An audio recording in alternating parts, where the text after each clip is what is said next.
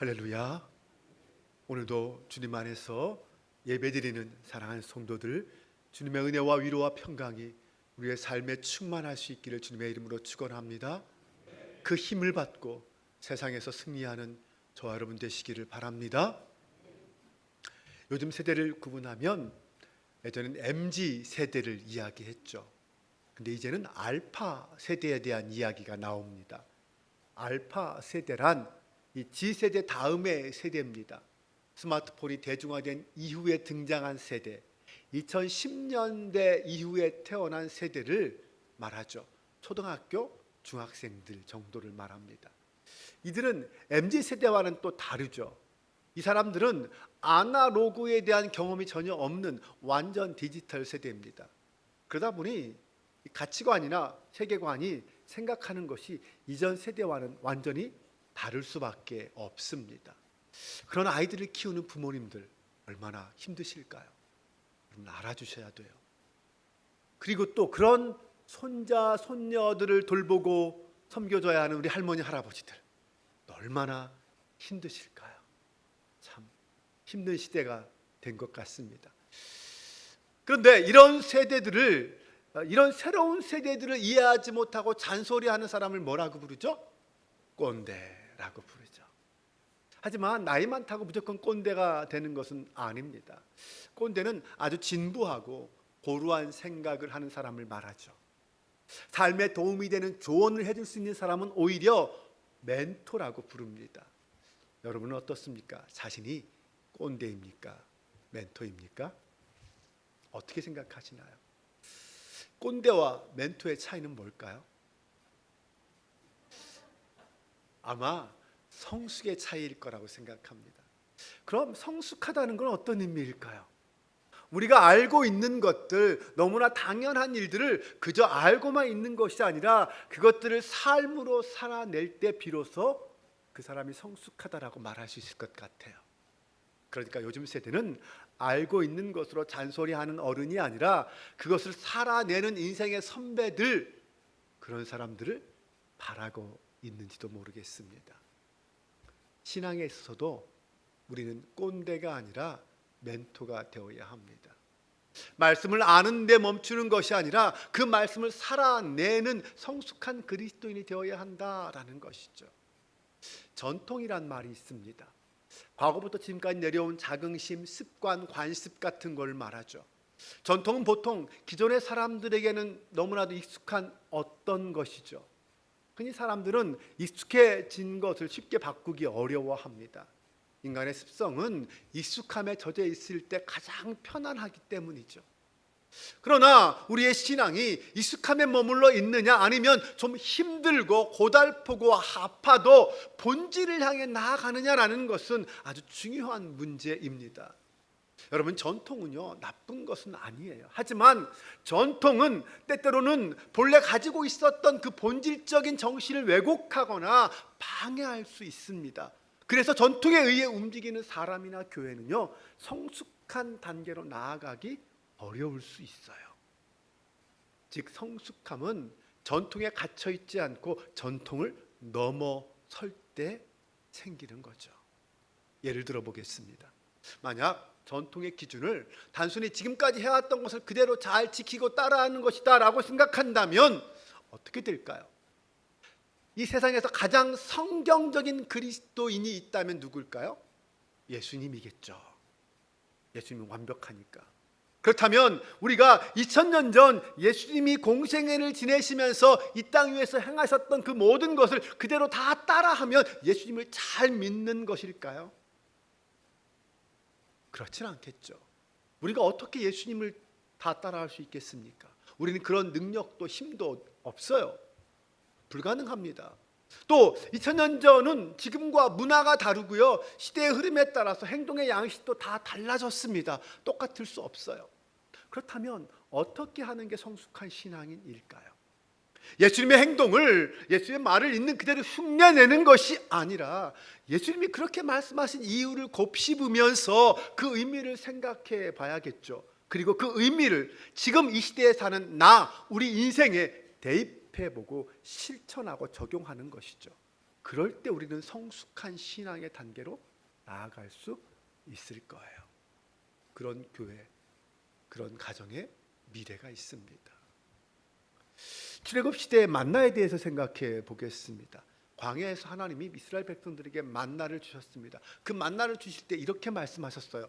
얘들아, 너희가 이 만나를 거둘 때는 하루치 이상 거두지 마라. 그날 먹을 것만 매일매일 거두어라. 그런데 사람들은 어떻게 합니까? 좀 더 편하고 좀 더 합리적으로 생각하죠. 에이, 뭐 그럴 필요가 있어? 매일 똑같은 일 반복할 필요 있어? 내일도 주어야 하는데 오늘 그냥 한 번에 이틀 사흘씩 담아가자. 그래서 이스라엘 백성들은 만나를 많이 거두어서 보관해 두었습니다. 어떻게 됩니까? 하루만 지나도 다 썩어 버렸어요. 이 만나 사건을 통해서 하나님이 백성들에게 가르쳐 주시고자 하는 것은 무엇일까요? 이 광야를 살아가는 너희는 하나님의 도움 없이는 단 하루도 살 수 없는 존재야. 그걸 깨달으라는 거죠. 그 하나님을 바라고 의지하라는 거예요. 하나님은 백성들에게 이런 마음, 이런 신앙적 관계를 맺길 원하셨어요. 그런데 그런 하나님의 속도 모르는 백성들은 가장 합리적인 생각을 한다고 자기 딴은 한 거죠. 그런데 이 만나를 줍는 일에는 예외적인 사항들이 있었어요. 안식일 전날이 되면 안식일 것까지 거두어도 된다는 거예요. 그러면 안식일이 되어도 상하지 않았다는 거죠. 왜냐하면 이 안식일은 일하지 않고 편히 쉴 수 있도록 하나님께서 이스라엘 백성들을 배려해 주신 날이기 때문에 그래요. 하나님의 사랑이 담긴 날이기 때문에 그렇습니다. 그런데요, 이게 전통으로 굳어졌습니다. 마태복음 12장을 가면요, 예수님이 안식일 날 손 마른 자를 치료하셨어요. 그런데 이 일로 바리새인들이 시비를 걸었어요. 안식일에는 아무 일도 하지 못하게 했는데, 아무 일도 하지 말라고 했는데 왜 병 고치는 일을 하느냐라며 시비를 건 거죠. 그래서 논쟁이 일어났고, 이 일로 바리새인들은 예수님을 죽여야 되겠다라는 작당까지 하게 됩니다. 예수님이 얼마나 답답하셨을까요? 안식일은 우리를 향해서 하나님이 주신 날이에요. 하나님의 우리를 향한 사랑이 깃든 날이에요. 그런데 그들은 그 안식일의 정신을 다 잃어버리고 형식만 남았던 거죠. 이렇게 우리가 전통을 따라 습관적으로 신앙생활을 하면 하지 말아야 할 것들만 자꾸 눈에 들어와요. 매사에 예수 믿는다면 이것도 하지 말아야지. 교회 다니는 사람은 저것도 하지 말아야지. 이런 것들만 눈에 보인다는 거죠. 그런데 진짜 성숙한 신앙인은요, 하지 말아야 할 것이 아니라 지금 해야 할 것들이 보이는 사람이에요.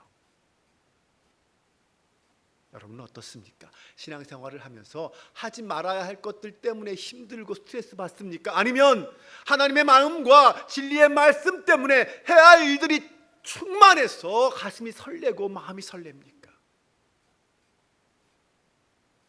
또 성숙한 사람은요, 사람에 의해 좌우되지 않습니다. 우리의 신앙은 예수 그리스도를 하나님의 아들로 그리스도로 고백하는 신앙 위에 세워져 있죠. 우리는 예수님의 주 되심을 인정하는 사람들이 모인 공동체입니다. 그게 교회죠. 어떻습니까? 요즘 여러분 속회 잘 모이고 계십니까? 명절 전후가 되면서 주보를 보면 속회 모임이 좀 빵꾸난 데가 좀 많은 것 같아요. 신경 좀 써주세요. 열심히 모여주세요. 그런데 속회 때문에 연말이 다가오면 전도사님이 좀 힘들어하세요.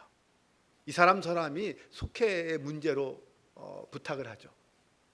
속회를 바꿔달라. 절대로 바꾸면 안 된다.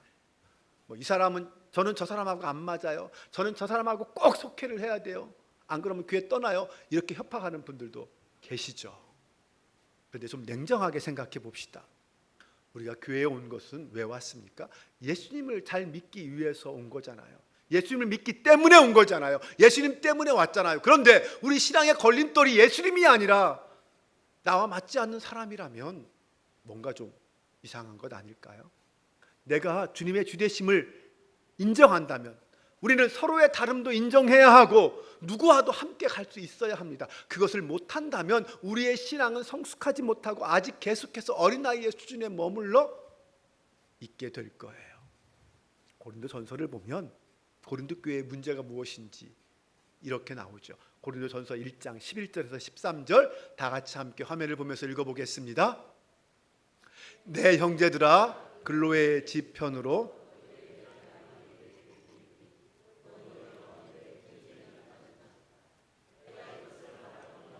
너희가 각각 이르되 나는 바울에게, 나는 아볼로에게, 나는 게바에게, 나는 그리스도에게 속한 자라 한다는 것이니 그리스도께서 어찌 나뉘었느냐?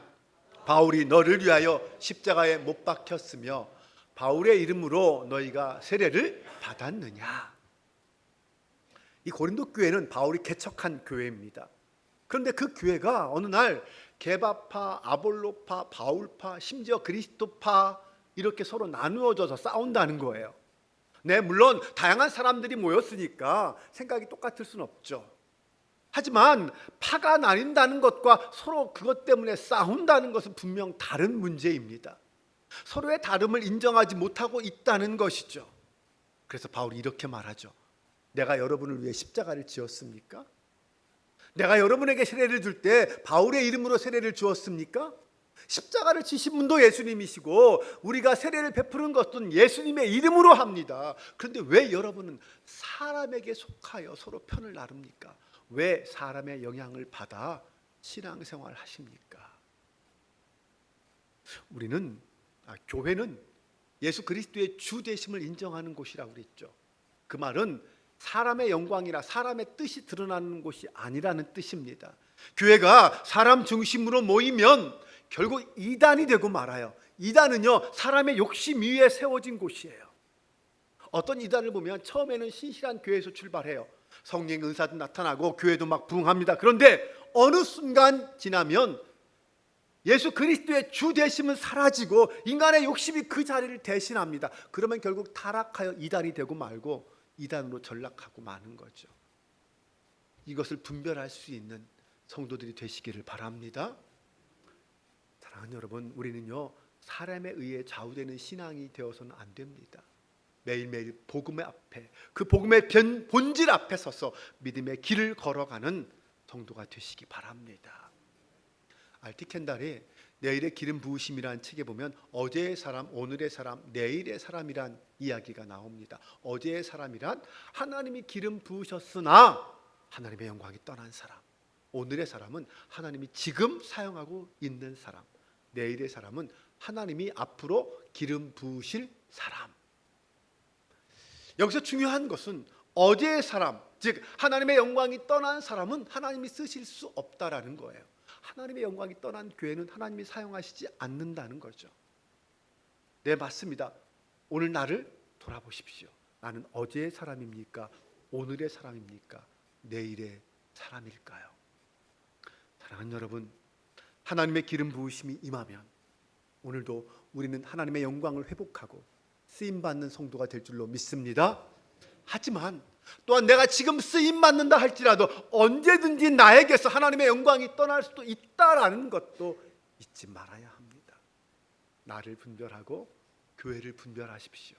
특히 목회자들, 장로님들, 권사님들은 날마다 두렵고 떨리는 마음으로 나는 지금 하나님 앞에 쓰임받고 있는 오늘의 사람인가 스스로 물어보십시오. 저도 한낱 인간입니다. 그러기에 언제 어떻게 하나님의 영광을 떠나고 죄악으로 빠질 수 있어요. 그때 우리 교인들이 목사의 그 어떠함 때문에, 목사라는 한 인간의 사람의 어떠함 때문에 성도들의 신앙이 흔들리지 않았으면 좋겠습니다.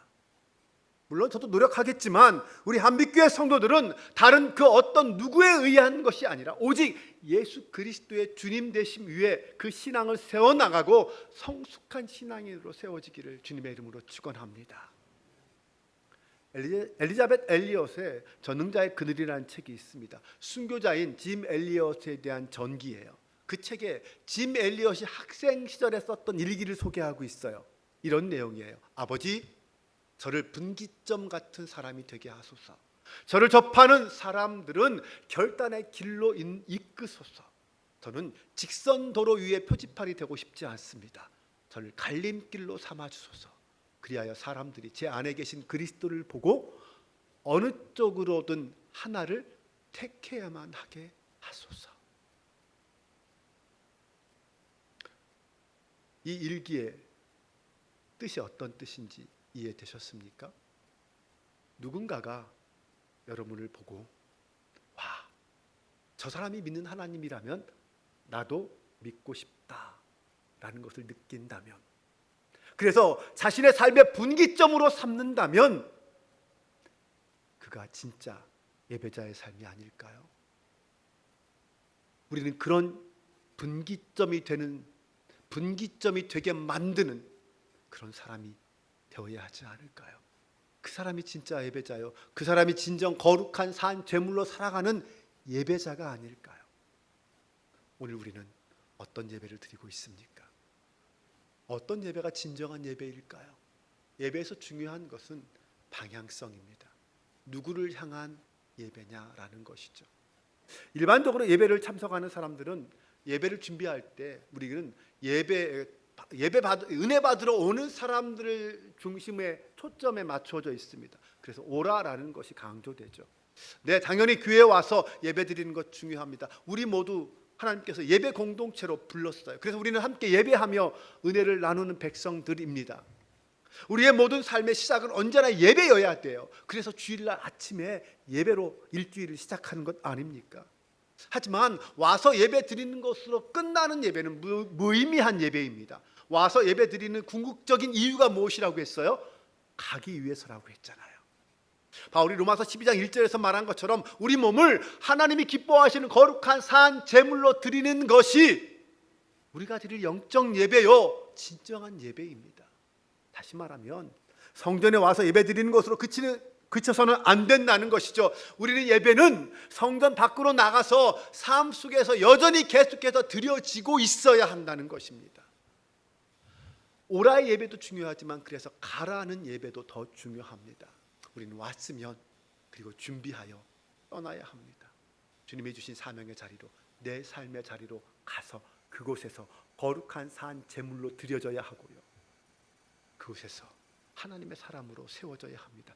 이것이 예배의 본질입니다. 신약성경에 예수님께서 예배에 대한 본질을 가르쳐 주신 부분이 있어요. 요한복음 4장의 사마리아 여인과의 대화입니다. 그 여인이 예수님을 만나고 뭐라고 말합니까? 우리는 어디에서 예배를 드려야 합니까? 라고 물어요. 사마리아 사람들과 유대인들이 서로 다른 장소에서 예배를 드리는데 어디가 맞는 겁니까? 라고 물은 거죠. 예배의 장소에 대한 문제였어요. 그때 예수님이 뭐라고 말씀하십니까? 너희가 하나님께 예배 드릴 때는 장소가 중요한 게 아니야. 하나님은 영이시니 너희는 영과 진리로 예배 드려야 된다라고 말씀하십니다. 건물이, 장소가 예배의 본질은 아니라는 것이죠. 과연 그러면 우리는 매주 오늘처럼 이렇게 성전에 와서 예배 드리는데 이 성전에 와서까지 예배 드리는 우리의 예배는 영과 진리로 드리는 예배입니까? 교회 중심적인, 건물 중심적인 생각의 틀에 갇혀서 예배 드리고 있지는 않습니까? 나는 오늘 예배 드렸어, 이것으로 만족하고 있진 않느냐라는 것이죠. 과연 하나님이 기뻐하시는 영적 예배는 무엇일까요? 어떤 사람들은 교회 예배당에서 예배 드리는 것을 정말 중요하게 여겨서 그렇게 하지 않으면 예배 드리지 않았다라고까지 생각하죠. 근데 사실 코로나가 지나면서 이런 생각이 좀 많이 약해지긴 했습니다. 하지만 그렇다고 해서 성전에서의 예배를 소홀히 할 수는 없습니다. 정말 중요하게 여기기 때문에 이 자리에 여러분들이 앉아 계신 것 아닙니까? 성도들과 함께 모여서 예배드리는 그 은혜와 감동을 포기할 수는 없습니다. 하지만 그것이 전부는 아니라는 것이죠. 우리는 각자의 삶 속에서 때로는 여러 가지 이유로 주의를 지키지 못할 경우가 있습니다. 또는 내가 섬기는 교회가 아니라 다른 성전에서 예배드릴 때도 있죠. 저도 성지순례나 안식년 때문에 주일의 강단을 지키지 못하고 다른 데서 예배드릴 때도 있었습니다. 그건 그렇게 큰 문제가 아니라는 거죠. 그런데요, 우리는 사람이 좋다, 잘했다라고 느끼는 감정과 하나님이 기쁘다, 잘했다라고 느끼시는 감정은 일치하지 않을 수 있어요. 나는 괜찮아 했는데 하나님은 아니다 하실 수 있고요. 나는 좀 찝찝하고 속상한데 하나님은 그래도 잘했어 라고 말하실 수 있다라는 거예요. 우리가 교회 중심적인 틀에 갇혀서 장소적 개념으로만 예배를 생각할 수 있습니다. 그러나 예수님이 말씀하신 영과 진리는 장소를 뛰어넘는 거였어요. 여기 여기가 아니라는 거예요. 구약 성경에서 또 예배의 본질을 가르쳐 주신 말씀이 하나 있습니다. 창세기 4장에 나오는 가인과 아벨의 예배죠. 가인과 아벨이 처음으로 하나님께 제사를 드렸어요. 근데 하나님은 아벨의 제물은 받으시고 가인의 제물은 받지 않으셨다고 말합니다. 왜 그럴까요? 성경은 이렇게 말하고 있어요. 창세기 4장 3절과 4절입니다. 가인은 땅의 소단으로 제물을 삼아 여호와께 드렸고 아벨은 자기도 양의 첫 새끼와 그 기름으로 드렸더니. 여기서 두 제사의 차이점은 뭘까요? 첫 번째 차이점, 땅의 소산이냐 양이냐.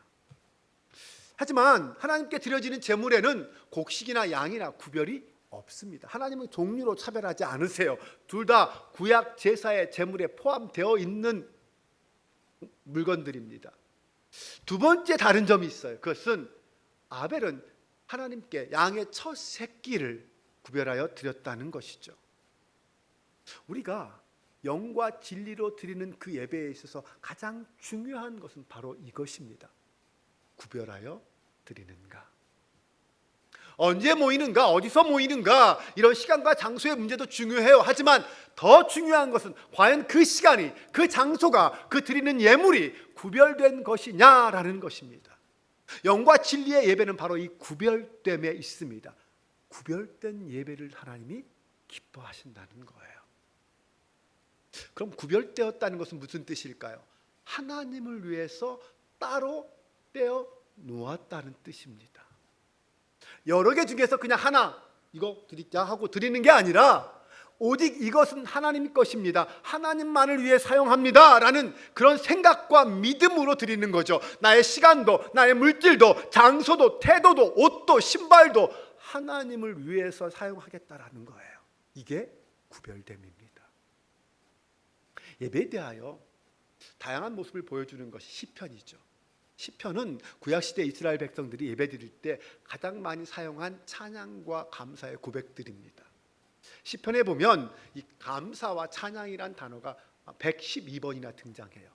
시편 100편 4절만 보더라도 감사함으로 그의 문에 들어가며 찬송함으로 그의 궁정에 들어가서 그에게 감사하며 그의 이름을 송축할지어다. 이스라엘 백성들은 성전에 들어갈 때, 성전을 향하여 갈 때 이 감사와 찬양을 외치며 선포하며 들어갔다라는 거예요. 그 안에 들어가서도 마찬가지였겠죠. 네, 오늘 우리도 이 예배, 우리의 예배에 감사와 찬양이 넘칠 수 있기를 소망합니다. 그때 우리는 우리의 고개를 들고 하나님을 바라보며 두 손을 높이 들고 목소리를 높여 찬양하며 외칠 거예요. 하나님 찬양합니다. 하나님 감사합니다. 하나님 사랑합니다. 이것이 오늘 우리의 예배이잖아요.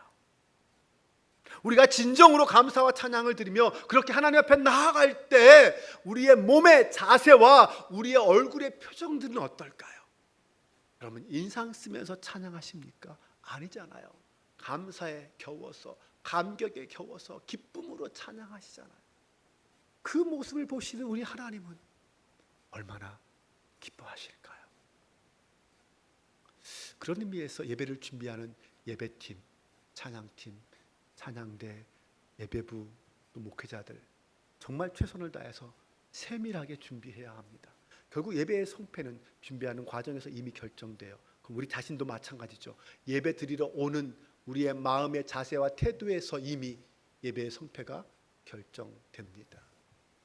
여러분, 영과 진리로 드려지는 예배는 내 만족을 채우기 위한 예배가 아니에요.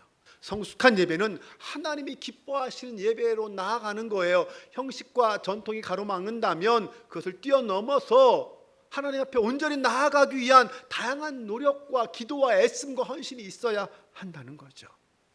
바라기는 그걸 막는 사람이 되지 않았으면 좋겠어요. 사랑하는 여러분, 우리 한빛교회 예배가 누구나 교회에 처음 오는 사람이라 할지라도 함께 은혜 받고 함께 참여할 수 있는 예배가 되기를 소망합니다. 아무리 약한 죄인이라 할지라도 용서받음을 느낄 수 있는 예배, 아무리 상처받은 영혼이라 할지라도 위로와 사랑을 경험할 수 있는 예배가 되기를 바랍니다.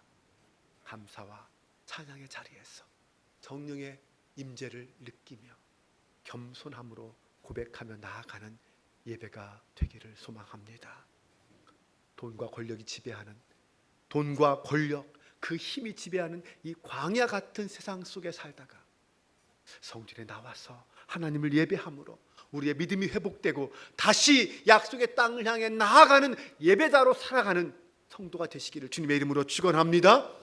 세상 속 가나안 땅 한복판에서 수많은 유혹을 받지만 거기에 넘어가지 않고 말씀 앞에 순종하며 치열한 삶을 열심히 살다가 십자가 앞에 나와서 눈물과 감사와 감격으로 예배하는 그런 예배자가 될 수 있기를 주님의 이름으로 축원합니다.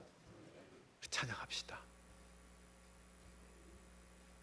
여러분, 우리의 예배의 자리는 우리의 삶의 자리가 예배의 자리라고 했습니다. 비록 광야 같은 세상이지만 그 힘듦과 고난 속에서 주님의 이름을 부르며 예배하는 자가 되었으면 좋겠어요. 매일 매 순간 우리는 십자가 앞에 서 있습니다. 하나님, 오늘도 호람되어 하나님 앞에서 살아가는 성도로 살게 하옵소서. 우리 함께 그 마음 품고 아무도 예배하지 않는 함께 찬양으로 고백하겠습니다. 아무도 예배하지 않는 그곳에서 주를 예배하리라. 아무도 찬양하지 않는 그곳에서 나 주를 찬양하리라. 누구도 헌신하지 않는 누구도 헌신하지 않는 그곳에서 주께 헌신하리라. 아멘. 누구도 증거하지 않는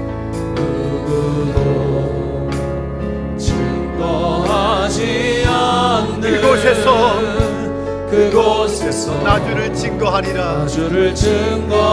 아멘. 내가 밟는 모든 땅 주를 예배하게 하소서. 주의 보혈로 덮어지게 하소서. 내가 선이고 주의 거룩한 곳 되게 하소서. 주의 향기로 물들이소서. 아멘. 내가 밟는 모든 땅 주를 예배하게 하소서.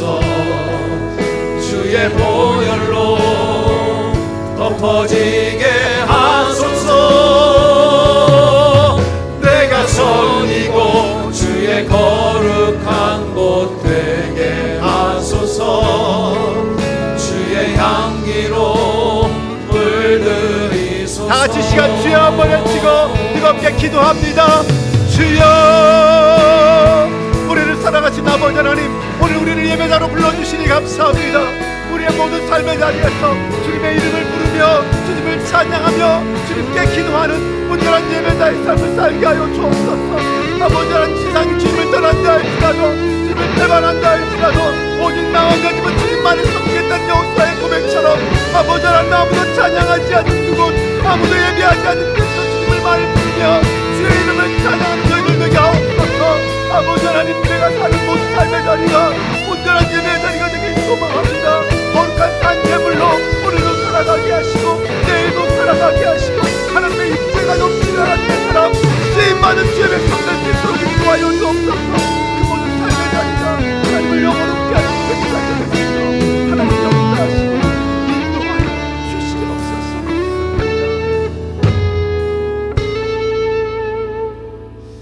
아버지 하나님, 오늘 우리를 예배자로 부르심에 감사드립니다. 주님을 향한 사랑의 고백과 감사와 찬양을 드릴 수 있게 하시면 감사합니다. 오늘날 우리의 신앙이 전통에 갇히지 않고 전통을 넘어서는 성숙한 신앙인 되게 하옵소서. 사람에 의해 좌우되지 않게 하시고 하나님의 말씀을 기준 삼고 어떤 유혹에도 흔들리지 않는 신앙인 되게 하옵소서. 무엇보다 삶의 자리에서 영과 진리로 예배드리는 참된 예배자의 삶을 살게 하옵소서.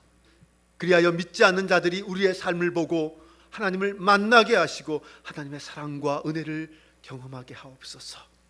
언제 어디서나 그리스도인으로서 세상과 구별된 믿음의 길에 서 있게 하옵소서.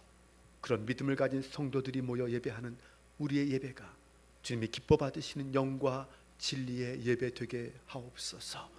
우리 구주 예수 그리스도의 이름으로 기도합니다. 아멘.